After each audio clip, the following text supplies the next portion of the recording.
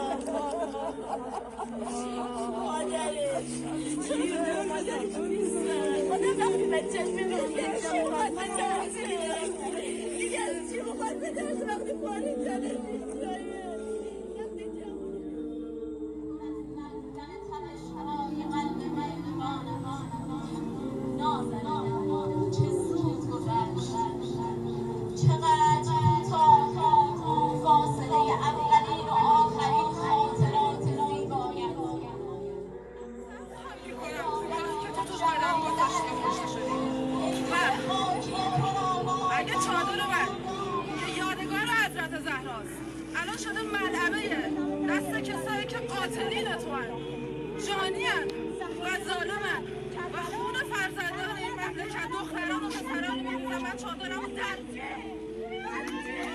منم زینب حمیدالله.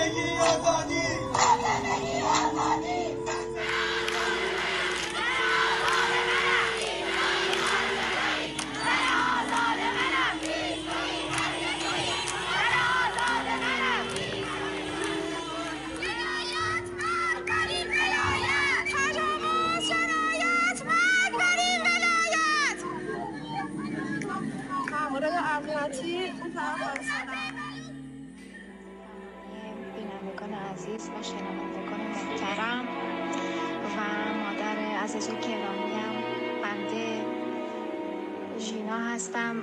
شما را به خدای بزرگ